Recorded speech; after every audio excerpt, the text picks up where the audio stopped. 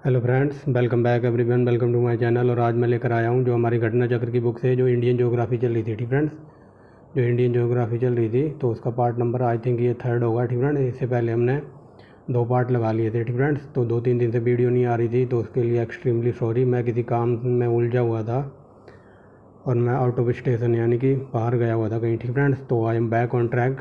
तो चलिए देखते हैं विदाउट वेस्टिंग द टाइम। ठीक फ्रेंड्स, पहला क्वेश्चन देखिए, भारत में वन आच्छादित प्रदेश कितना है। ठीक फ्रेंड्स, तो ये बताना है कि भारत में कितने % भाग पर वन है। ठीक फ्रेंड्स, तो ये क्वेश्चन बहुत पुराना है। ठीक फ्रेंड्स, जो अभी 2021 की जो लेटेस्ट रिपोर्ट आई है ना, मैं उस पर आपको लेकर चलता हूँ।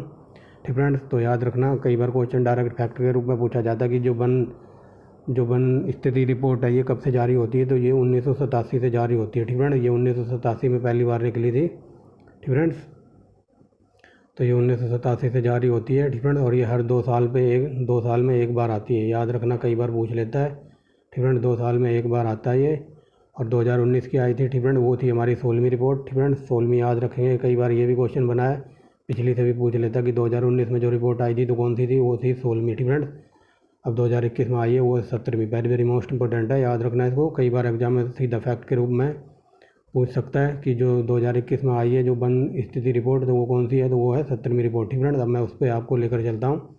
ठीक फ्रेंड्स, ये पुराना डाटा है, ये 2001 की जनगणना के अनुसार है। ठीक फ्रेंड्स, अब चलते हैं, ये देख लीजिए। वैसे अब हो गया है हमारा, पहले यहाँ इसका आंसर तो हो जाएगा ये। ठीक फ्रेंड्स, जब ये 2002 में क्वेश्चन पूछा होगा तो रेलवे में तो उसके अकॉर्डिंग था इतना %। ठीक फ्रेंड्स, जो लेटेस्ट रिपोर्ट आई है उसमें हमारे देश पे इतने भाग पर हो गया वन रिपोर्ट। ठीक फ्रेंड, इतने 24% 62 भाग पर हमारे देश में वन है। ठीक फ्रेंड्स, ये देखिए।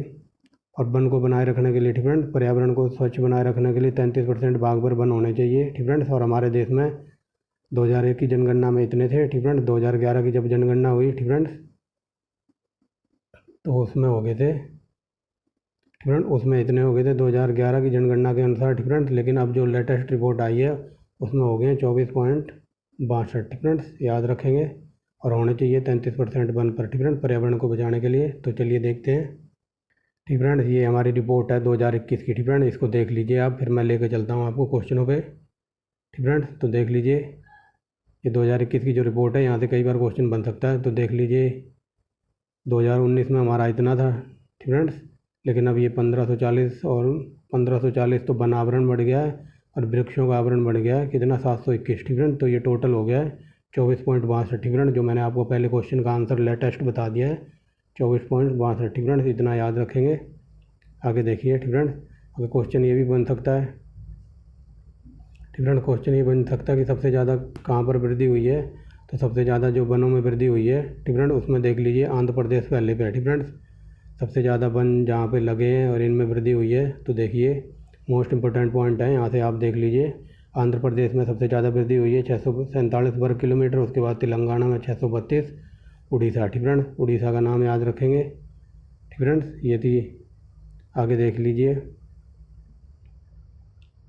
फ्रेंड्स, यहाँ देखिए अगला पॉइंट, कि जो ये है ना, जो हमारी रिपोर्ट आई है ICFR की 2021 की रिपोर्ट में क्षेत्र का मध्य प्रदेश। ठीक है, यहाँ परसेंटेज के हिसाब से बात हो रही है। मध्य प्रदेश देश में सर्वाधिक वन क्षेत्र, ठीक है, वन क्षेत्र वाला राज्य है। यहाँ परसेंटेज की बात हो रही है। ठीक है, प्रतिशत में बात हो तो सबसे ज़्यादा मध्य प्रदेश में हो जाएंगे। ठीक फ्रेंड्स, एक सेकेंड, क्या बता रहा हूँ। ठीक फ्रेंड्स, हाँ, ये बता रहा कि जो सबसे ज़्यादा पूरे भारत में वन कहाँ है। ठीक फ्रेंड्स, अगर वन की बात हो, यहाँ देखिए मध्य प्रदेश का सबसे वृहद क्षेत्रफल है। ठीक फ्रेंड्स, क्षेत्र है। इसके बाद अरुणाचल प्रदेश, फिर आता है छत्तीसगढ़, उड़ीसा, और ये महाराष्ट्र। ठीक फ्रेंड्स, और यहाँ देख लीजिए परसेंटेज के हिसाब से। ठीक फ्रेंड्स,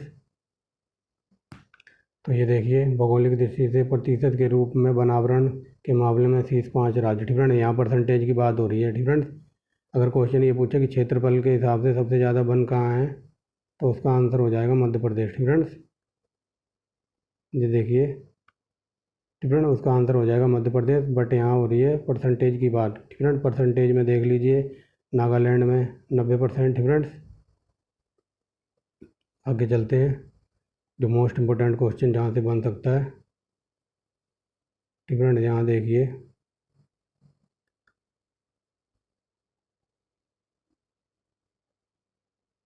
ठीक फ्रेंड्स, अगर कमी पूछे कि सबसे ज़्यादा वृद्धि तो ये तेलंगाना आंध्र प्रदेश में। अगर सबसे ज़्यादा कम पूछे तो ये पूर्वोत्तर के जितने राज्य हैं ना, यहाँ सबसे ज़्यादा कमी हुई है। ठीक फ्रेंड्स, इतना याद रखेंगे। जैसे कि नागालैंड वगैरह और ये मणिपुर, मिजोरम, यहाँ पे सबसे ज़्यादा कमी हुई है। और एक मोस्ट इम्पोर्टेंट क्वेश्चन ये और याद कर लो कि कई बार क्वेश्चन ये पूछा जाता है कि मैंग्रोव, ठीक फ्रेंड, मैंग्रोव में कितने परसेंट की वृद्धि हुई है। तो यहाँ देखिए 17% की वृद्धि हुई है मैंग्रोव में। ठीक फ्रेंड्स, उड़ीसा में 8%, महाराष्ट्र में 4% और कर्नाटक में 3%। ठीक फ्रेंड्स, तो ये थी हमारी रिपोर्ट। ये बहुत बड़ी रिपोर्ट है, बट आपको जो इंपॉर्टेंट पॉइंट है वो मैंने बता दिए। अब चलते हैं अपने क्वेश्चनों पे। ठीक फ्रेंड्स, पूरा हमें पढ़ने की ज़रूरत है नहीं। ठीक फ्रेंड्स, तो चलिए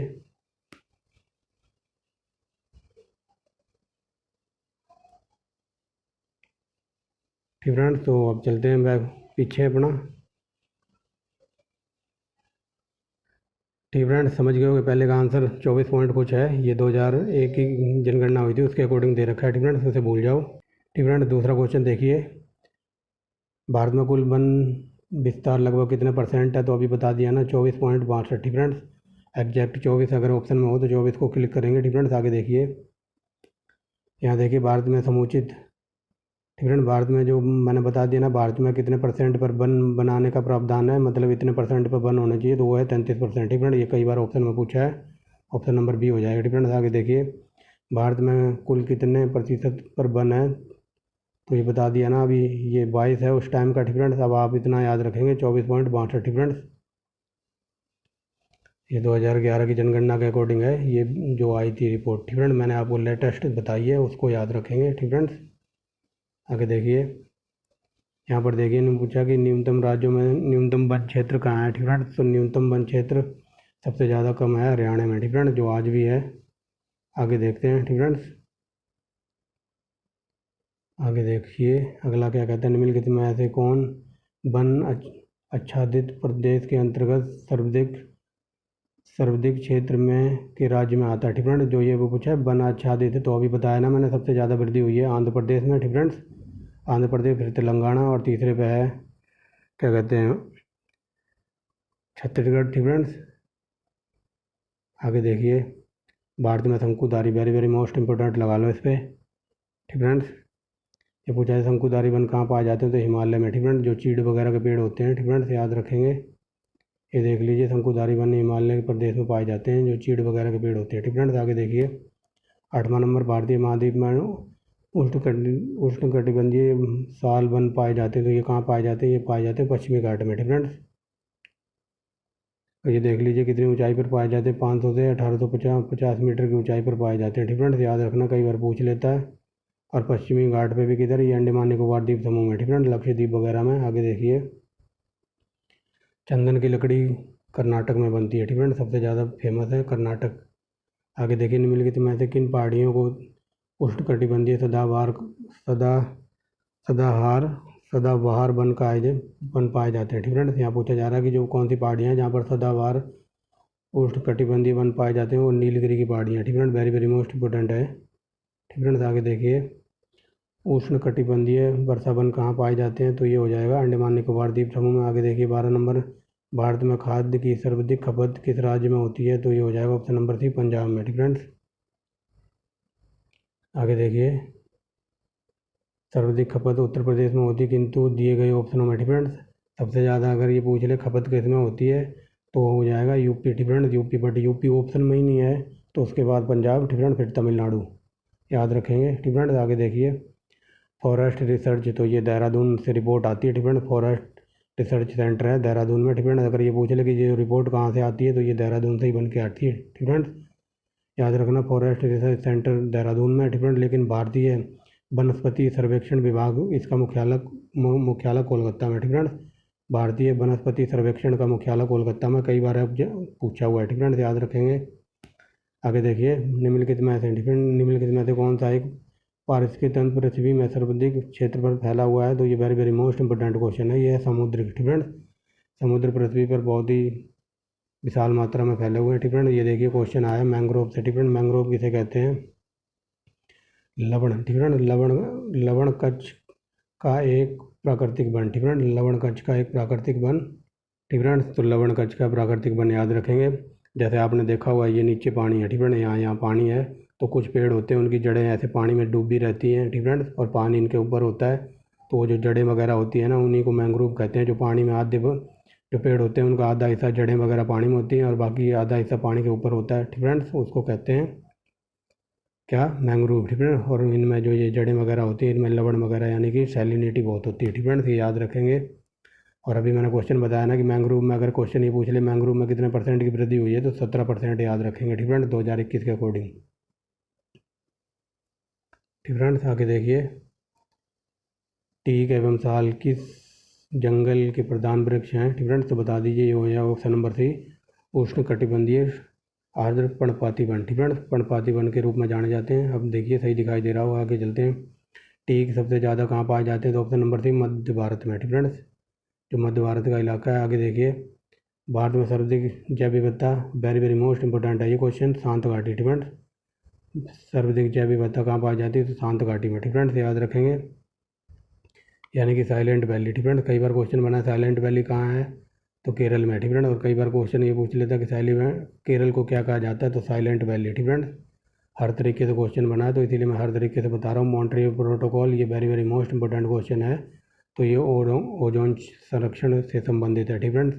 कई बार क्वेश्चन में बना है कि मॉन्ट्रियल प्रोटोकॉल किससे संबंधित है, तो ओजोन संरक्षण से, ठीक फ्रेंड्स, इसका और जो ओजोन पर रहता है उसके संरक्षण से, उसको मतलब हानि होने से, नुकसान होने से बचाना, ठीक फ्रेंड्स। तो कई बार क्वेश्चन ये पूछ लेता है कि ये मॉन्ट्रियल प्रोटोकॉल हुआ कहाँ था, तो ये हुआ था 1987 में, ठीक फ्रेंड्स, और ये मॉन्ट्रियल एक कनाडा के अंदर जगह पड़ती है, वहाँ पर हुआ था, ठीक फ्रेंड्स, याद रखेंगे, ठीक फ्रेंड्स। आगे देखिए, किस राज्य में सबसे अधिक पशु संख्या है, तो ये है, ठीक फ्रेंड्स, ऑप्शनों के अकॉर्डिंग है, ठीक फ्रेंड्स, बट करंट का याद रखना, ये क्वेश्चन बहुत पुराना है, ठीक फ्रेंड्स। सबसे ज़्यादा पशु हैं यूपी में, ठीक फ्रेंड्स, जिनोर या फिर एनिमल, ठीक फ्रेंड्स, कह लो आप, तो सबसे ज़्यादा उत्तर प्रदेश में, ये देखिए यहाँ पर लिखा भी हुआ है, ठीक फ्रेंड्स, भारत में पशुधन अग्रणी राज्य उत्तर प्रदेश है, ठीक फ्रेंड्स, जहाँ पर भारत का कृषि मंत्रालय के अंतर्गत पशु डेयरी और मत्स्य विभाग के अनुसार, ठीक फ्रेंड्स, इतनी है, ठीक फ्रेंड्स। बट आप इतना ही याद रखना, सबसे अग्रणी राज्य है उत्तर प्रदेश, सबसे ज़्यादा पशु वगैरह उत्तर प्रदेश में है। आगे देखिए, 21वां क्वेश्चन, मैंग्रोव जंगलों के विषय में निम्नलिखित में से कौन सा कथन गलत है, तो देख लीजिए, ये गलत है। उच्च ज्वार के दौरान सुंदरी पेड़ों की जड़ों को खारे पानी में डूबा होना चाहिए, ठीक फ्रेंड, ये गलत है, ठीक फ्रेंड्स। आगे देखिए, ठीक फ्रेंड, उच्च ज्वार के दौरान, ठीक फ्रेंड, उच्च ज्वार के दौरान जो सुंदरी पेड़ों की जो जड़ें हैं तो वो खारे पानी में डूबी नहीं होनी चाहिए। देखिए यहाँ देखिए, ठीक फ्रेंड्स, दी गई विकल्प की जानकारी जंगल में, ठीक फ्रेंड, मैंग्रोव जंगलों के लिए आवश्यक नहीं है, ठीक फ्रेंड्स। आगे देखिए, जबकि मैंग्रोव जंगल में उगने वाली सुंदरी वृक्षों में से ईंधन काष्ठ का और कागज उद्योग हेतु अल्प प्राप्त किया जाता है, ठीक फ्रेंड्स।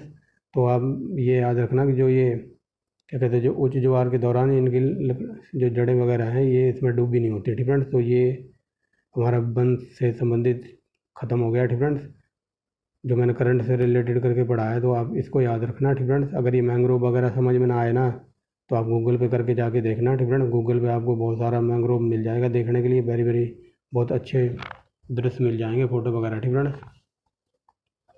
आगे चलते हैं, ठीक फ्रेंड्स, आगे इसमें कृषि को भी देख लेते हैं इसी पार्ट में, ठीक फ्रेंड्स, क्योंकि 2 दिन से वीडियो नहीं आई है तो अब थोड़ा स्पीड में चलेंगे। जूम, ठीक फ्रेंड, ये मैंने कई बार आपको बता दिया है, जो पश्चिमी भारत के जो राज्य हैं, ठीक फ्रेंड, जैसे नागालैंड वगैरह, ये मिजोरम वगैरह, तो वहाँ के जो जनजाति वगैरह है तो वो जंगलों को काट के, ठीक फ्रेंड, मान लो ये एरिया है, इसमें जंगल है, बहुत सारे पेड़ लगे हैं, तो इस पेड़ को काट के मतलब इस पेड़ को काट के सपाट धरती कर देते हैं, सपाट धरती पर वो खेती करते हैं, ठीक फ्रेंड। जब तक ये ज़मीन उर्वरक रहती है, ठीक फ्रेंड, मतलब उपजाऊ रहती है, तब तक इस पर खेती करते रहते हैं। और जैसे ये ज़मीन मतलब बंजर हो जाती है तो इसको छोड़ के चले जाते हैं दूसरी जगह, दूसरे जंगल काटते हैं, वहाँ जाके खेती करने लग जाते हैं, तो इसी को कहते हैं झूम खेती, ठीक फ्रेंड्स, झूम खेती, ठीक फ्रेंड्स, याद रखना। ये देखिए, कृषि करने का एक तरीका है, ठीक friend, very very most important है। ये देखिए, असिंचित पहाड़ी क्षेत्रों में अपनाया जाता है ये झूम खेती, ठीक friend, very very most important. आगे देखिए, भारत में किस खाद्य फसल का उत्पादन सबसे अधिक होता है, तो वेरी वेरी मोस्ट इंपॉर्टेंट चावल, ठीक फ्रेंड, और सर चावल सबसे ज़्यादा उगता है कहाँ, पश्चिम बंगाल में, ठीक फ्रेंड्स, याद रखेंगे। आगे देखिए, चावल उत्पादन की दृष्टि से विश्व में भारत का दूसरा स्थान है, ठीक फ्रेंड, पहले पे चाइना है, ठीक फ्रेंड्स। आगे देखिए, 23 डिग्री, ठीक है, 23 डिग्री सेल्सियस मानसिक तापक्रम पर लगभग 150 सेंटीमीटर औसत वर्षा वाले क्षेत्रों में ठीक है, औसत वर्षा वाले क्षेत्रों में सर्वोच्च फसल कौन सी होती है? तो वेरी वेरी मोस्ट इम्पोर्टेंट चावल की, ठीक है। चावल के लिए देख लीजिए, ये इतना टेम्परेचर चाहिए और वर्षा होनी चाहिए 150 से 250 सेंटीमीटर, ठीक है, 250 सेंटीमीटर इसको वर्षा चाहिए चावल को उगने के लिए, ठीक है, 150 से 250, ठीक है, याद रखेंगे। और इतना तापमान होना चाहिए। आगे देखिए, भारत में धान्य फसलें उगाई जाती हैं, ठीक है, तो देख लीजिए 60% भाग पर, ठीक है। आगे देखिए, भूमि का सुधार, ठीक है, भूमि का सुधार उद्देश्य है निम्नलिखित में से प्राप्त करना, ठीक है। जो भूमि सुधार उद्देश्य है तो उस ऑप्शन नंबर हो जाएगा डी, ठीक है। भूमि सुधारते क्यों है? कि उत्पादन बढ़ाने के लिए, यानी कि फसल बढ़िया हो, ठीक है, ग्रामीण लोगों का क्रय शक्ति में वृद्धि करने के लिए, आर्थिक समृद्धि के साथ साथ विपणनात्मक न्याय सुनिश्चित करना, ठीक है, तो ऑप्शन नंबर डी हो जाएगा। आगे देखिए, ठीक है, इसमें 120 क्वेश्चन है, इस वीडियो में कराऊंगा आपको। आगे चलते हैं, भारत भूमि सुधार के अंतर्गत क्या नहीं आता, ठीक है, तो ये बताइए क्या नहीं आता? किसानों को घर बनाने के ऋण लिए, ठीक है, किसानों को घर बनाने के लिए जो कर्जा वगैरह दिया जाता है, तो ये भूमि सुधार से इसका कोई लेना देना नहीं है, ठीक है, बाकी आप देख लेना। आगे चलते हैं, हरित क्रांति सफलता की संबंध वैज्ञानिक, ठीक है, तो जो हरित क्रांति थे, अगर विश्व लेवल पर बात की जाए तो नॉर्मन बोरलॉग थे, ठीक है, ये मैक्सिको के थे, ठीक है, याद रखेंगे। अगर भारत की बात की जाए तो MS स्वामीनाथन का नाम याद रखना आप, ठीक है। आगे देखिए, किस फसल के लिए पानी की अधिकतम आवश्यकता होती है लेकिन जमाव नहीं, ठीक है, तो ऐसी बात होती है चाय की, ठीक है, पानी की आवश्यकता लगती है, ठीक है, लेकिन एक जब चाय की खेती ऐसे होती है, ठीक है, ढलानदार होता है, ठीक है, ये मान लो ये ढलान सी है, ठीक है, यहाँ चाय के पौधे वगैरह होते हैं, ठीक, तो ऊपर से पानी आता है, ठीक है, पानी इसको बहुत चाहिए होता है, तो पानी इनकी जड़ों में रुकना नहीं चाहिए। इधर से पानी आता है, मान लो इधर से पानी आ रहा है और इधर तुरंत नीचे निकल जाता है, ठीक है, पानी जमना नहीं चाहिए। अगर पानी जम गया तो चाय के पौधे की जड़ें तुरंत मर जाती हैं, ठीक है, इसीलिए पानी ज़्यादा चाहिए लेकिन पानी का जमाव नहीं चाहिए, ठीक है, पानी रुकना नहीं चाहिए, समझ गए होंगे, ठीक है। तो चाय ऑप्शन नंबर हो जाएगा सी, ठीक है।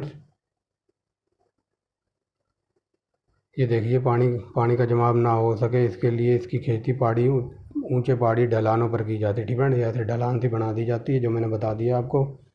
आगे चलते हैं, मोनोकल्चर, ठीक है, तो ऑप्शन नंबर सी हो जाएगा व्यापारिक अनाज की कृषि, ठीक है, मोनोकल्चर एवं विशिष्ट लक्षण है तो व्यापारिक अनाज कृषि के लिए। आगे देखिए, निम्नलिखित में से कौन सी एक खरीफ की फसल है? ये वेरी वेरी मोस्ट इंपॉर्टेंट है, तो ऑप्शन नंबर हो जाएगा इसका, ठीक है।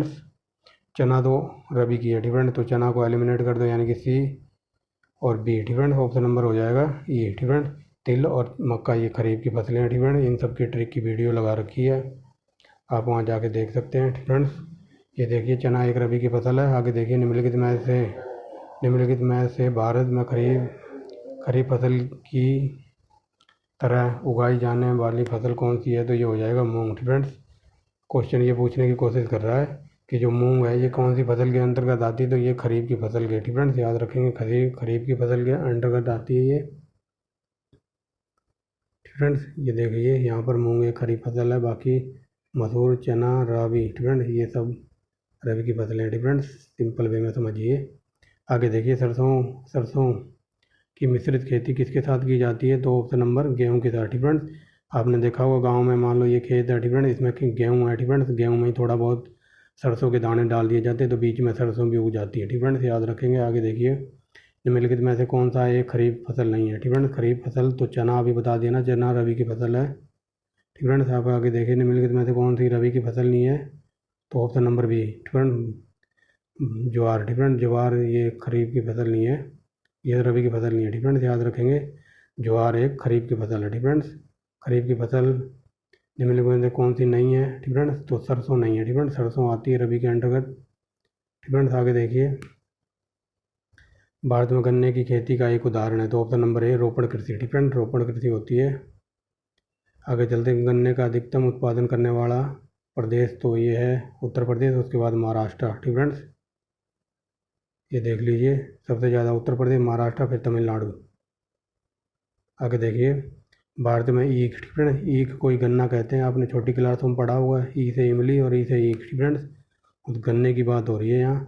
भारत में ई कितने माह में परिपक्व होता है, तो ये हो जाएगा 12। ठीक फ्रेंड्स, ये पूछा जा रहा है कि गन्ने की खेती कितने महीने में मतलब बनकर तैयार हो जाती है या फिर पूरी तरह तैयार हो जाती है, तो ये 12 से 16 महीने। ठीक फ्रेंड्स, याद रखेंगे। कर्नाटक माने, ठीक फ्रेंड्स, तो ऑप्शन नंबर सी उच्च भूमि। ठीक फ्रेंड्स, ये पूछा जा रहा है कर्नाटक माने क्या है। ठीक फ्रेंड्स, तो यहाँ देखिए उच्च भूमि के लिए कर्नाटक शब्द का प्रयोग किया जाता है। ठीक फ्रेंड्स, उच्च भूमि के लिए।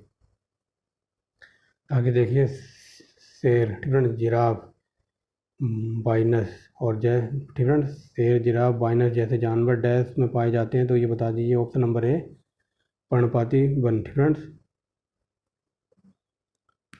शेर, जिराफ जैसे जो जानवर वगैरह हैं, तो ये कहाँ पाए जाते हैं, ये पर्णपाती वनों में। ठीक फ्रेंड्स, देखे होंगे आपने अफ्रीका की जो घास भूमियाँ हैं, ठीक फ्रेंड्स, लंबी लंबी घास है। ठीक फ्रेंड्स, इतनी लंबी लंबी घास है कि उसमें शेर छिप के शिकार कर लेता है। आपने डिस्कवरी पे देखा हुआ शेर जी, बहुत लंबी लंबी अफ्रीका की घास है। ठीक फ्रेंड्स, और उस घास को क्या कहते हैं, ये आप कमेंट बॉक्स में बताना। सब कुछ मैंने आपको कराया हुआ है विश्व की जब वर्ल्ड ज्योग्राफी पढ़ाई थी। ठीक फ्रेंड्स, अफ्रीका की घास भूमियों को कहते हैं सवाना। ठीक फ्रेंड्स, सवाना बेल्ट, याद होगा ना आपको, उसी की बात हो रही है। ठीक फ्रेंड्स, तो ये पर्णपाती वनों में पाए जाते हैं। आगे देखिए। ठीक फ्रेंड्स, तो ये देखिए रेशा फसलें निम्नलिखित में से कौन सी हैं, तो ये हो जाएगा कपास। कपास एक रेशा है। सन और जूट। ठीक फ्रेंड्स, ये सब मैंने आपको कराया हुआ है। जूट, जूट की जो रस्सियाँ होती हैं ना, नारियल वाली रस्सियाँ, जो आपने कहीं खाटों में लगी देखी होंगी गांव वगैरह में। ठीक फ्रेंड, वो गोल्डन कलर की होती है जो रस्सी, उसी को जूट की रस्सी बोलते हैं। आगे देखिए भारत में कपास सबसे ज़्यादा कहाँ होता है, तो ये होता है गुजरात में। ठीक फ्रेंड्स, याद रखेंगे। यहाँ देख लीजिए गुजरात, महाराष्ट्र और तीसरे पे आंध्र प्रदेश। ठीक फ्रेंड्स, आगे देखिए। ठीक फ्रेंड्स, यहाँ पे आगे चलते हैं। निम्नलिखित में से, ठीक फ्रेंड, निम्नलिखित में से कौन सी फसल मृदा में लवणता सहनशील है। ठीक फ्रेंड्स, तो ये पूछा जा रहा है जो सबसे ज़्यादा खारी मृदा वगैरह होती है ना, सैलिनिटी। ठीक फ्रेंड्स, सैलिनिटी बोलते हैं इसको इंग्लिश में। ठीक फ्रेंड, निम्नलिखित में से कौन सी फसल मृदा में जल में लवणता के लिए सहनशील है, तो ये हो जाएगा ऑप्शन नंबर ए खजूर की फसल। ठीक फ्रेंड्स, आगे देखिए गुजरात के विषय में निम्नलिखित में से कौन सा कथन सही नहीं है, तो ये हो जाएगा यह तम्बाकू के लिए सबसे बड़ा उत्पादक है, तो ये गलत है। ठीक फ्रेंड्स, यहाँ देखिए तम्बाकू के लिए आंध्र प्रदेश एक वन, ठीक फ्रेंड, नंबर 1 पे है तम्बाकू के लिए। ठीक फ्रेंड, तम्बाकू सबसे ज़्यादा होती है आंध्र प्रदेश में। ठीक फ्रेंड्स, याद रखेंगे। बाकी मूंगफली, नमक और दुग्ध, इनमें गुजरात राज्य 1 नंबर पे है। ठीक फ्रेंड्स, आगे देखिए। और कई बार क्वेश्चन हिस्ट्री में ये बना है, ठीक फ्रेंड, कि तम्बाकू पर प्रतिबंध लगाने वाला सम्राट कौन था, तो वो था जहांगीर। ठीक फ्रेंड्स, याद रखेंगे। और कई बार क्वेश्चन ये भी बना कि तम्बाकू हमारे देश में, देखो तम्बाकू, ठीक फ्रेंड, तम्बाकू, आलू और काजू, ठीक फ्रेंड, ये 3-4 चीज़ कौन लेकर आए थे हमारे देश में, तो ये लाए थे पुर्तगाली। ठीक फ्रेंड्स, आगे चलते हैं। निम्नलिखित में से सर्वाधिक तम्बाकू उत्पादन करने वाले 2 राज्य, तो अभी बताया ना, आंध्र प्रदेश और गुजरात। ठीक फ्रेंड्स, आगे देखिए। निम्नलिखित में से कौन सा राज्य तम्बाकू की खेती के लिए प्रसिद्ध है, तो ये ऑप्शन नंबर ए हो जाएगा आंध्र प्रदेश तम्बाकू। ठीक फ्रेंड्स, आंध्र प्रदेश और गुजरात। आगे चलते हैं। उस तिलहन फसल का नाम बताइए जो भारत में बड़े पैमाने पर उगाई जाती है, तो ऑप्शन नंबर ए तोरिया। ठीक फ्रेंड्स, तोरिया या सरसों बोलते हैं इसको। आगे देखिए दालचीनी पेड़ के किस भाग से प्राप्त की जाती है, तो ये छाल से। ठीक फ्रेंड्स, आगे देखिए किस पेड़ से हम कुनैन प्राप्त करते हैं, तो सिनगोना, वेरी वेरी मोस्ट इंपॉर्टेंट, और ये मलेरिया की दवाई है। ठीक फ्रेंड्स, आगे देखिए। बताइए आगे चलते हैं। ठीक फ्रेंड्स, तो इसका मसूर, ठीक फ्रेंड्स, मसूर आती है दाल के अंदर। ठीक फ्रेंड्स, और काली मिर्च आती है मसाले के अंतर्गत। तीसरा हो जाएगा सरसों। ठीक फ्रेंड्स, तो सरसों आती है तिलहन के अंदर, और केसर आती है सुगंध के। ठीक फ्रेंड्स, तो ऑप्शन नंबर ए हो जाएगा इसका। ठीक फ्रेंड्स, यहाँ भी देख लीजिए, जो दलहन है, जो मसूर की दाल आती है, और काली मिर्च मसाले के अंतर्गत आती है। ठीक फ्रेंड्स, सरसों तिलहन के, और केसर आती है सुगंध के अंडर। ठीक फ्रेंड्स, आगे देखिए। यहाँ पूछा जा रहा है, ठीक फ्रेंड, ये मैप दिया हुआ है। ठीक फ्रेंड, इस मैप में हमें देख के बताना है। देखिए यहाँ पढ़िए पहले। भारत के निम्न मानचित्र पर 4 छायादेश सैड भाग हैं। ठीक फ्रेंड, जो ये डार्क रखे ना, ये शैडो भाग हैं। ठीक फ्रेंड, तो यहाँ बताना है, तो इसका आंसर हो जाएगा। ठीक फ्रेंड, ये उद्योग के निशान है। ठीक फ्रेंड, यहाँ पर उद्योग वगैरह लगे हुए हैं, तो अभी देखते हैं कौन कौन से उद्योग हैं, तो चलिए देखते हैं। ठीक फ्रेंड्स, जो ठीक फ्रेंड्स देखिए कौन कौन से उद्योग हैं। पश्चिम, ठीक फ्रेंड, गुजरात का अहमदाबाद, बड़ौदा, औद्योगिक संकुल मुंबई में पुणे औद्योगिक संकुल हुगली, ठीक फ्रेंड्स। तो ये देखिए गुजरात यहाँ पड़ता है ना पश्चिम की तरफ, ठीक फ्रेंड्स, यहाँ पश्चिम की तरफ। तो यहाँ गुजरात का अहमदाबाद नगर है, ठीक फ्रेंड्स। और उसके बाद इधर आता है महाराष्ट्र वगैरह, ठीक फ्रेंड्स। यहाँ पुणे में लगा हुआ है उद्योग। और उसके बाद क्या है, ठीक फ्रेंड्स, इधर ये हैदराबाद, ठीक फ्रेंड्स, हैदराबाद के विजयवाड़ा में, ठीक फ्रेंड्स। तो ये सब उद्योग वगैरह हैं, ठीक फ्रेंड्स। और ये नीचे की तरफ, ठीक फ्रेंड्स, ये इधर बंगाल है, ठीक फ्रेंड्स। तो बंगाल के हुगली में लगा हुआ है, ठीक फ्रेंड्स। तो ये सब प्रमुख उद्योग हैं। आगे देखिए भारत में, ठीक फ्रेंड्स, भारत में गुलाब बड़े पैमाने पर कहाँ उगता है, तो ये हो जाएगा अजमेर की पुष्कर घाटी में, ठीक फ्रेंड्स। आगे देखिए कर्नाटक में नारियल की पेड़ के अधिकतम होने के लिए कौन सा जिला है, ठीक फ्रेंड्स। तो ये पूछा जा रहा है सिंपल वे में कि कर्नाटक का कौन सा जिला है जहाँ पर नारियल के पेड़ सबसे ज़्यादा हैं, तो ये है तुमकुर, ठीक फ्रेंड्स, तुमकुर। आगे देखिए भारत में कौन सा राज्य केसर के लिए J&K, ठीक है, जम्मू कश्मीर में सबसे ज़्यादा केसर की खेती होती है। आगे देखिए राजेंद्र कृषि विश्वविद्यालय पूसा में कहाँ है, तो ये हो जाएगा बिहार, ठीक है, पूसा बिहार में है ये। आगे देखिए निम्नलिखित में से कौन सा पौधा मरुदभृत है, ठीक है, मरुदभृत माने जो रेगिस्तानी इलाकों में उगता है, तो वो है करील, ठीक है। करील का पौधा है, या जीरोफाइट या हाइड्रोफाइट, या फिर जिनको बोलते हैं कैक्टस, ठीक फ्रेंड्स, कैक्टस। कई बार कैक्टस दे के पूछा हुआ है, तो देख लीजिए। ये देखिए मृद भूमि को कहते हैं जीरोफाइट, ठीक फ्रेंड। मान लो ये रेगिस्तान है, आप यहाँ पर कुछ भी कर लो, जीरो, ठीक फ्रेंड, कितना ही एफर्ट लगा लो, 100% लगा लो, कितनी मेहनत कर लो, लेकिन रेगिस्तान में कुछ नहीं उगता है, ठीक फ्रेंड, कुछ नहीं उगता है, यानी कि कुछ नहीं हम उगा सकते। तो इसीलिए बोला जाता है इसे मृद भूमि या फिर जीरो, ठीक फ्रेंड। कुछ भी उगा लो, यहाँ रिजल्ट जीरो ही रहेगा, ठीक फ्रेंड, इसलिए जीरोफाइट बोलते हैं। बट इसको मैंने ऐसे अपने वे में याद कर रखा है, ठीक फ्रेंड। अब ये मत कहना कि जीरो फाइट क्यों बोलते हैं, ठीक है, ये मैंने अपने वे में याद कर रखा है जीरो, ठीक है। कि रेगिस्तान में कुछ भी कर लो वहाँ रिजल्ट जीरो ही निकलेगा, ठीक है। जीरो फाइट वनस्पतियों के उदाहरण देखिए कैक्टस, ये हज़ारों बार कैक्टस यूपी पीसीएस में दे के पूछा हुआ है, ठीक है, कि कैक्टस कहाँ उगते हैं, ठीक है। कैक्टस उगते हैं रेगिस्तान में, ठीक है। रेगिस्तान ऑप्शन में ना हो तो मरुभूमि होगा, ठीक है। याद रखेंगे बबूल, ये कांटे वगैरह कांटे होते हैं ना बबूल के, कीकर, सेब्रस, ठीक है, एकेसिया, ठीक फ्रेंड्स। आप बस इसको याद रखना कि किक्कर को, बबूल को और कैक्टस को, ठीक फ्रेंड्स, यही तीनों देकर पूछे जाते हैं, ठीक फ्रेंड्स, ये रेगिस्तानी पौधे हैं। आगे देखिए निम्नलिखित में से किस वस्तु के निर्यात में भारत सर्वाधिक विदेशी मुद्रा अर्जित करता है, तो ऑप्शन नंबर डी मसाले, ठीक फ्रेंड्स। ये पूछा जा रहा है कि भारत विदेश में ऐसी कौन सी चीज़ें भेजता है जिससे सबसे ज़्यादा विदेशी आय होती है, तो मसाले, ठीक फ्रेंड्स। मसालों के पीछे सब कुछ हुआ था, फ्रेंड्स। अंग्रेज़ों को मसाले बहुत पसंद थे। आगे चलिए, इसीलिए वो झंडू बाम आया था ना 1498 में कालीकट पे, कौन, पुर्तगाली वास्को डी गामा, ठीक फ्रेंड्स। कॉफ़ी, ठीक फ्रेंड्स, कॉफ़ी किस क्षेत्र का पौधा है, तो ऑप्शन नंबर ए उष्णकटिबंधीय झाड़ीदार, ठीक फ्रेंड्स। और ये याद रखना कॉफ़ी के उगने के लिए इतना टेम्परेचर चाहिए, ठीक फ्रेंड्स, और 150 से 250 सेंटीमीटर की वर्षा चाहिए, ठीक फ्रेंड्स। ये भी फ्रेंड्स याद रख लेना, ये कई बार पूछ लेता कि टेम्परेचर कितना होना चाहिए कॉफ़ी उगने के लिए, फ्रेंड्स। तो टेम्परेचर इतना होना चाहिए और वर्षा होनी चाहिए इतनी, फ्रेंड्स।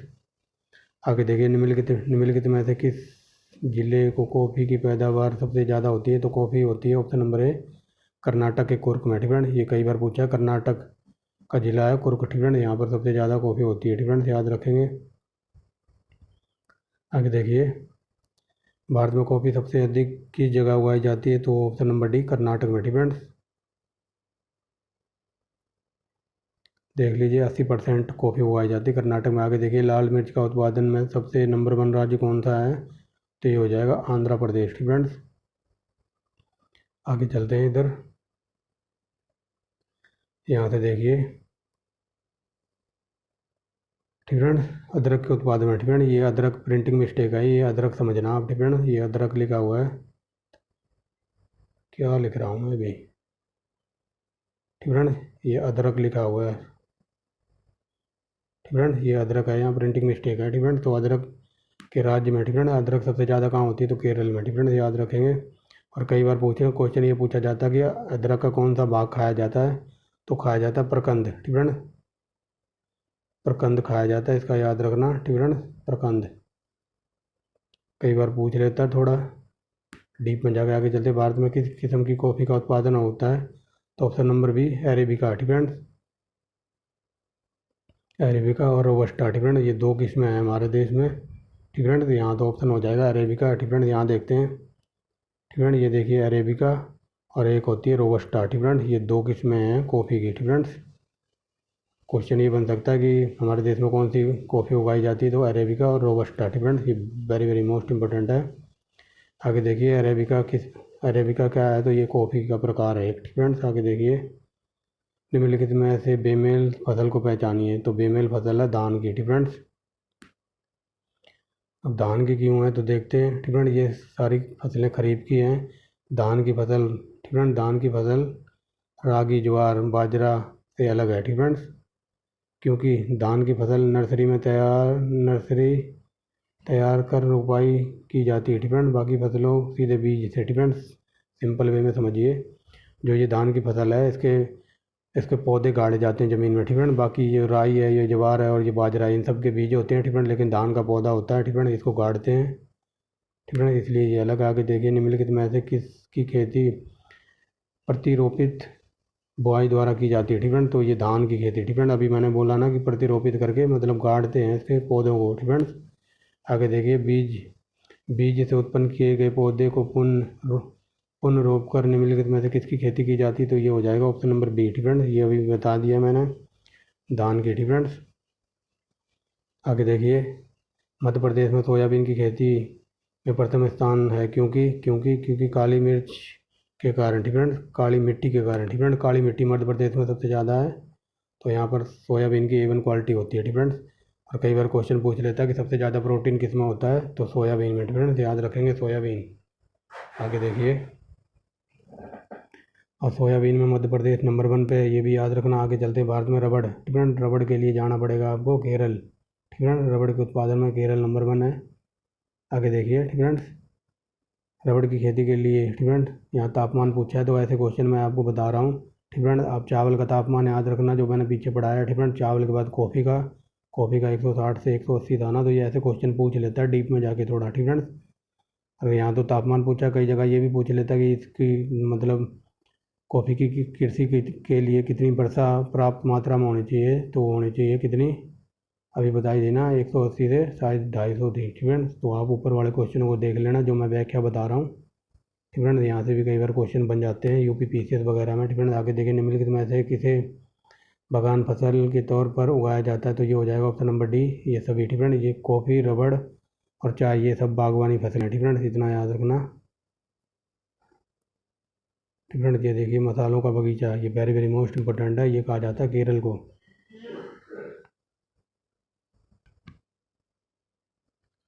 आगे देखिए फ्रेंड्स, किस राज्य में भारतवर्ष में चीनी का कटोरा कहा जाता है? उत्तर प्रदेश को। ठीक फ्रेंड्स, और वर्ल्ड वाइड लेवल पर बात करें तो पूरे विश्व में चीनी का कटोरा कहा जाता है किसको? कयूबा को, और उसकी राजधानी है हवाना। ठीक फ्रेंड्स, याद रखेंगे भारत में कितने प्रतिशत लोग कृषि पर आश्रित हैं? तो बता दीजिए।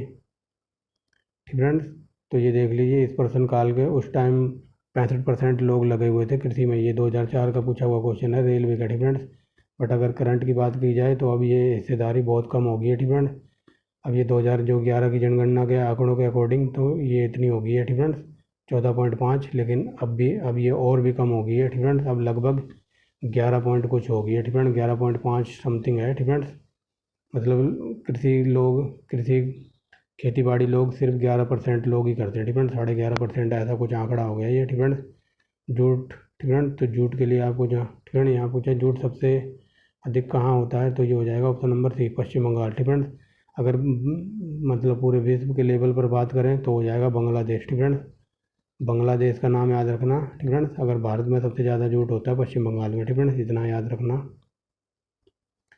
आगे देखिए, ठीक फ्रेंड्स, निम्नलिखित में से कौन सा एक कारण पश्चिम बंगाल में जूट की खेती के लिए अधिक ध्यान देने के कारण नहीं है? ठीक फ्रेंड्स, ये पूछा जा रहा है ऐसा कौन सा कारण है जो जूट की खेती के लिए पश्चिम बंगाल में उस पर ज़्यादा ध्यान नहीं दिया जाता? तो ऑप्शन नंबर डी हो जाएगा, पूंजी की उपलब्धता। ठीक फ्रेंड्स, आगे देखिए, और इसका टेम्परेचर वगैरह देख लीजिए। ठीक फ्रेंड्स, टेम्परेचर 25 से 35 डिग्री और इतनी मतलब जलवायु या वर्षा होनी चाहिए। ठीक फ्रेंड्स, ये देख लीजिए, इतनी वर्षा होनी चाहिए फ्रेंड्स। आगे चलते हैं, इनमें से कौन सा गेहूं की फसल के संदर्भ में सही है? तो ऑप्शन नंबर ए, गेहूं अक्टूबर नवंबर में बोया जाता है और मार्च अप्रैल में काट लिया जाता है। बस इतना ही याद रखना फ्रेंड्स। आगे देखिए, रबी की फसल का उदाहरण है तो गेहूँ। फ्रेंड्स यहाँ देखिए, निम्नलिखित में से किस फसल में बुआई और कटाई के बीच सर्वाधिक अंतराल होता है? तो ये हो जाएगा ऑप्शन नंबर सी। फ्रेंड्स अभी मैंने बताया ना कि गन्ना एक साल से लेकर फ्रेंड्स 1.5 साल का टाइम लेता है, यानी कि 12 महीने से लेकर 16 महीने। फ्रेंड्स तो गन्ना सबसे ज़्यादा टाइम लगता है इसको बोने में भी और काटने में भी। फ्रेंड्स ये question very very most important है। आगे देखिए, नीलगिरी की पहाड़ियाँ निम्नलिखित में से किसकी खेती होती है? तो नीलगिरी पहाड़ियों में चाय की खेती होती है। फ्रेंड्स और कई बार क्वेश्चन ये पूछ ले कि पूरे भारत में सबसे पहले जीआई टैग किसको दिया गया था? तो जीआई टैग दिया गया था दार्जिलिंग की चाय को। फ्रेंड्स जो दार्जिलिंग है उसकी चाय को सबसे पहले वो दिया गया था फ्रेंड्स, क्या? GI tag. फ्रेंड्स 2003-4 में दिया गया था फ्रेंड्स, और याद रखना। और जो ये जीआई टैग मिलता है फ्रेंड्स भारत सरकार की तरफ से, तो ये मिलता है 10 सालों के लिए। फ्रेंड्स ये कई बार क्वेश्चन बना है कि जीआई टैग कितने सालों तक वैलिड रहता है? 10 सालों तक। फ्रेंड्स और सबसे पहले मिला था दार्जिलिंग की चाय को। फ्रेंड्स याद रखेंगे। आगे देखिए, इनमें से कौन सा सही नहीं है? तो चना एक रबी की फसल है। फ्रेंड्स इतना याद रखेंगे। आगे देखिए फ्रेंड्स, निम्नलिखित में से कौन सी कृषि विधा इको फ्रेंडली है? फ्रेंड्स तो इको फ्रेंडली है ऑर्गेनिक फार्मिंग। फ्रेंड्स यानी कि ऑर्गेनिक फार्मिंग करो। फ्रेंड्स ये देखिए, इस प्रकार की कृषि इस प्रकार के किसी प्रकार के रसायन का प्रयोग नहीं किया जाता। फ्रेंड्स बिना मतलब खाद वगैरह का प्रयोग करके, बिना रासायनिक खादों का प्रयोग करके इको फ्रेंडली कृषि कहलाती है। Friends organic farming. Friends organic farming समझ गए होंगे, बिना मतलब खाद वगैरह की खेती करना, बिना रसायन के, उसको कहते हैं इको फ्रेंडली। फ्रेंड्स समझ गए होंगे। पानी की तो बहुत ज़्यादा ज़रूरत होती है। फ्रेंड्स आगे देखिए, निम्नलिखित कृषि कार्य प्रणाली में निम्नलिखित में से कौन सा पारिस्थितिक मित्र है? फ्रेंड्स तो ये पूछा जा रहा है, तो ऑप्शन नंबर 1 कार्बनिक खेती। फ्रेंड्स ये देखिए, कार्बनिक खेती के अंतर्गत पर्यावरण को सुरक्षित करते हुए कृषि प्रणालियों को अपनाया जाता है। फ्रेंड्स तो जो ये है कार्बनिक खेती, ये पर्यावरण को सुरक्षित बनाए रखता है। फ्रेंड्स आगे देखिए, निम्नलिखित में से किसकी खेती पौधों में प्रत्यारोपण से भी की जाती है? तो ये हो जाएगा प्याज की। फ्रेंड्स प्याज के भी पौधे को उगाड़ा जाता है धान की तरह। फ्रेंड्स देखा होगा आपने। आगे चलते हैं, निम्नलिखित में से किस फसल पर हरित क्रांति का सीमित प्रभाव हुआ था? तो ये हुआ था दाल का। फ्रेंड्स दाल पर ज़्यादा असर नहीं था। फ्रेंड्स आगे चलते हैं, भारत में गेहूं का उत्पादन तो ये सबसे ज़्यादा उत्तर प्रदेश में। फ्रेंड्स और उसके बाद फ्रेंड्स सबसे ज़्यादा उत्तर प्रदेश, पंजाब, फिर हरियाणा। फ्रेंड्स याद रखेंगे। 69 नंबर देखिए, निम्नलिखित में से कौन सा राज्य गेहूँ की खेती नहीं करता? तो ये हो जाएगा option number D, Tamil Nadu. Friends आगे चलते हैं, निम्नलिखित में से कौन सा राज्य गेहूं की खेती करता है? तो ये हो जाएगा ऑप्शन नंबर डी, महाराष्ट्र भी करता है, कर्नाटक भी और पश्चिम बंगाल भी। तो ऑप्शन नंबर डी। आगे देखिए, भारत में कौन सा राज्य सेब में सबसे ज़्यादा? फ्रेंड्स सेब सबसे ज़्यादा होता है हिमाचल प्रदेश में। फ्रेंड्स याद रखेंगे। आगे देखिए, मिट्टी के कटाव की प्रमुख कारण क्या है? तो ये हो जाएगा ऑप्शन नंबर ए, जंगलों को काटना। फ्रेंड्स मान लो ये एक पेड़ है। फ्रेंड्स ये एक पेड़ लगा हुआ है। फ्रेंड्स ये एक पेड़ है, पता नहीं कैसा बना है, पेड़ तो किसी एंगल से लग ही नहीं रहा। फ्रेंड्स तो मान लो ये एक पेड़ है। फ्रेंड्स और इसकी ये नीचे मिट्टी है, इस पेड़ की जड़ें इस मिट्टी को पकड़ के रखती हैं, कस के। फ्रेंड्स कस के जकड़ के रखती हैं इस मिट्टी को। फ्रेंड्स तो इसी वजह से पूछा गया है ये क्वेश्चन। फ्रेंड्स मिट्टी के कटाव का कारण क्या नहीं है? फ्रेंड्स क्या कारण है मिट्टी के कटाव का? जंगल को काटेंगे। फ्रेंड्स मान लो पेड़ को जड़ से ही काट दिया, अब जो वो जड़ें मिट्टी वगैरह को पकड़े रखी थी। फ्रेंड्स तो इसी वजह से मृदा कटाव होगा। फ्रेंड्स यही बात है, सिंपल वे में समझ लीजिए। इसी को मृदा अपरदन कहते हैं। ठीक है, जंगलों के काटने से मृदा अपरदन होती है। फ्रेंड्स क्योंकि जब पेड़ों को काट दोगे जड़ से ही, तो वो जो जड़ें वगैरह हैं मिट्टी को पकड़े हुए हैं, वो सारी मिट्टी निकल जाएगी जब बारिश वगैरह होगी।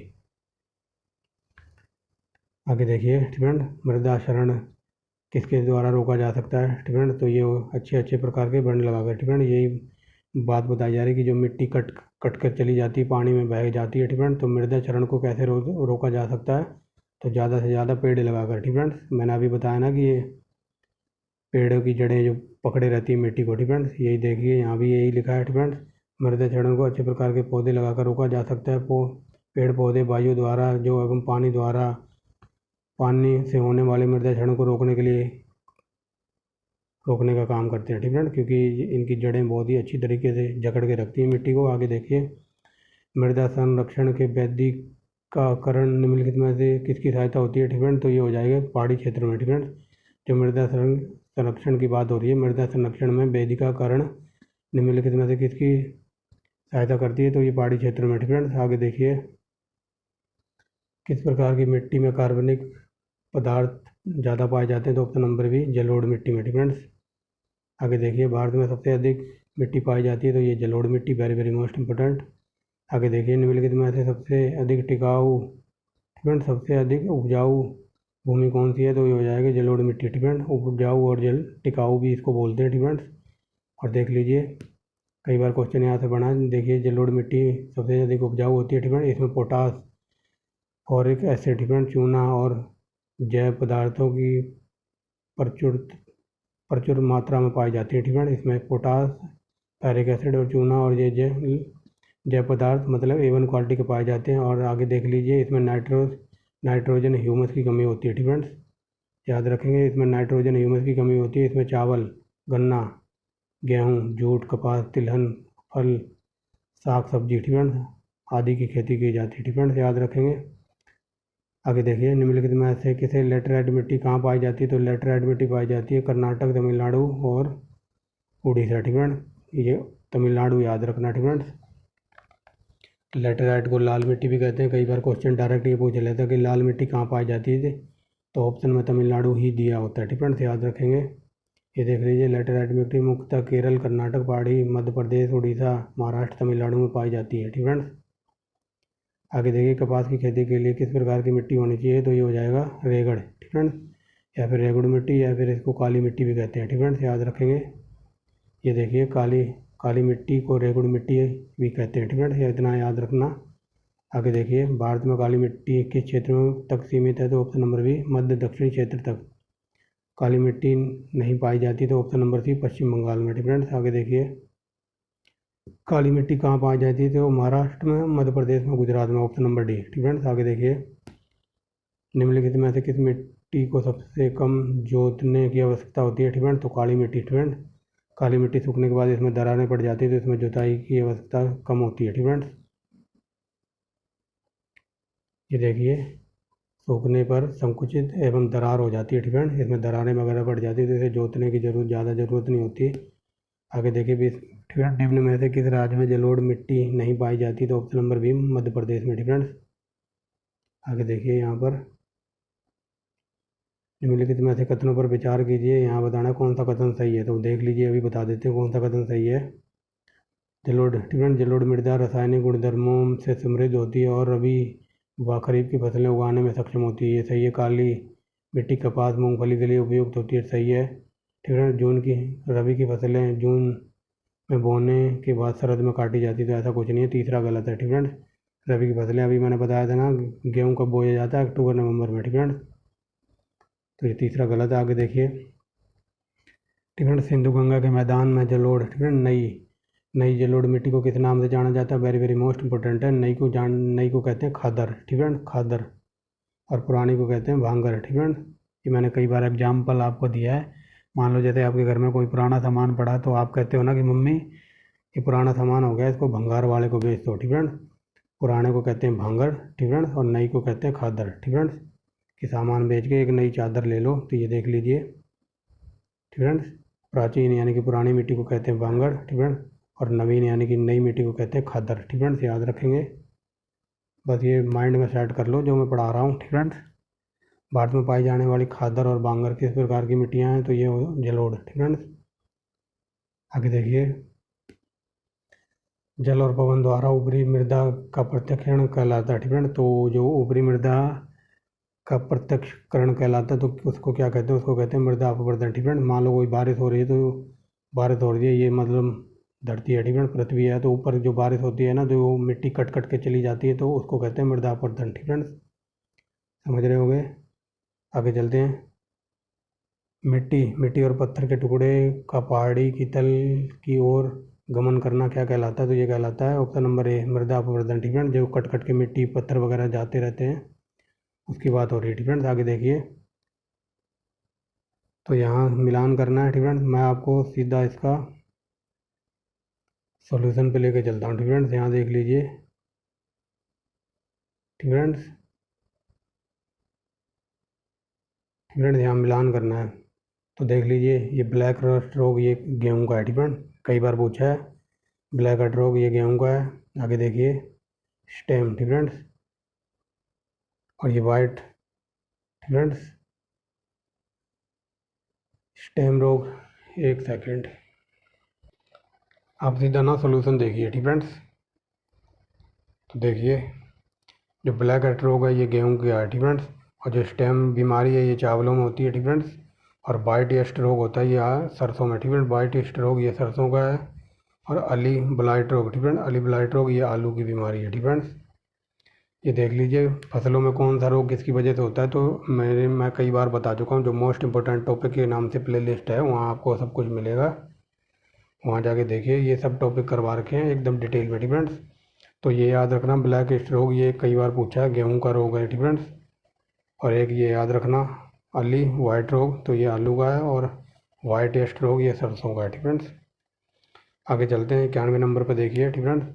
ग्रीष्म ऋतु में तीव्र गर्मी व निम्न दाब के कारण विषुवतीय रेखा पार कर आने वाली मानसून ठीक फ्रेंड्स। तो ये पूछा जा रहा है जो गर्मियों में जो तीव्र हवाएं चलती हैं, जो विषुवत रेखा पार कर जो हवाएं वगैरह आती हैं, तो वो कौन सा मानसून होता है, तो उसको कहते हैं दक्षिण पश्चिम मानसून ठीक फ्रेंड्स। आगे देखिए निम्नलिखित में से कौन सा राज्य मूंगफली, तो मूंगफली खाओगे तो गुजरात जाना पड़ेगा लेने ठीक फ्रेंड। मूंगफली के उत्पादन में गुजरात नंबर 1 पे है ठीक फ्रेंड्स। आगे देखिए पंजाब की कृषि मुख्य नकदी फसल है, तो ये हो जाएगा कपास ठीक फ्रेंड्स। पंजाब की मुख्य नकदी फसल है कपास ठीक फ्रेंड्स।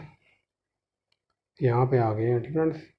कृषि की पैदावार तथा कुटीर उद्योगों में बाधा पड़ती है निम्नलिखित में से किसके द्वारा, तो ऑप्शन नंबर बी अनपढ़ एवं अधिक जनसंख्या के द्वारा ठीक है। कृषि की पैदावार और कुटीर उद्योगों में बाधा पड़ती है किसके द्वारा, मतलब लोग अनपढ़ हैं ठीक है, और अधिक जनसंख्या बढ़ती जा रही है तो इसकी वजह से ठीक है, याद रखेंगे।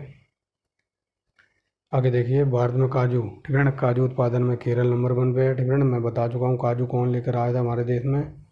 भारत में काजू का सबसे बड़ा उत्पादक है, तो ये हो जाएगा केरल ठीक है। आगे देखिए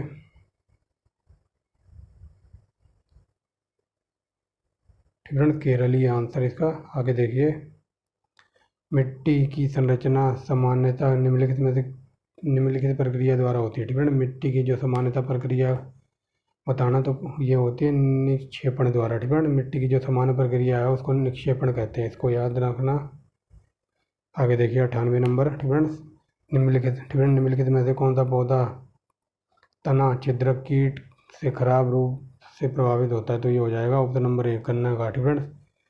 आपने देखा होगा जो गन्ने में जो डॉट डॉट से पड़ जाते हैं, छेद से हो जाते हैं ठीक फ्रेंड्स, तो ये तना छिद्रक और कीट की वजह से खराब हो जाता है गन्ने का पेड़ ठीक फ्रेंड्स।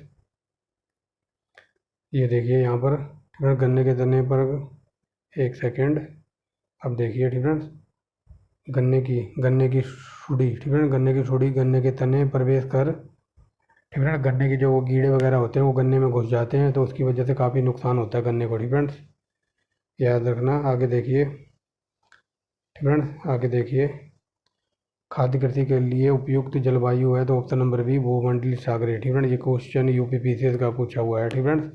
क्वेश्चन थोड़ा घुमा के पूछा था कि खट्टे फलों के लिए सबसे उपयुक्त क्षेत्र कौन सा है या फिर कौन सी जलवायु है, तो ये हो जाएगा भूमंडल सागरीय ठीक फ्रेंड्स। ये यूपीपीसीएस का क्वेश्चन पूछा हुआ क्वेश्चन है ठीक फ्रेंड। तो ये थी हमारी आज की वीडियो, इसमें 99 क्वेश्चन थे, ये मैंने करा दिए ठीक फ्रेंड्स।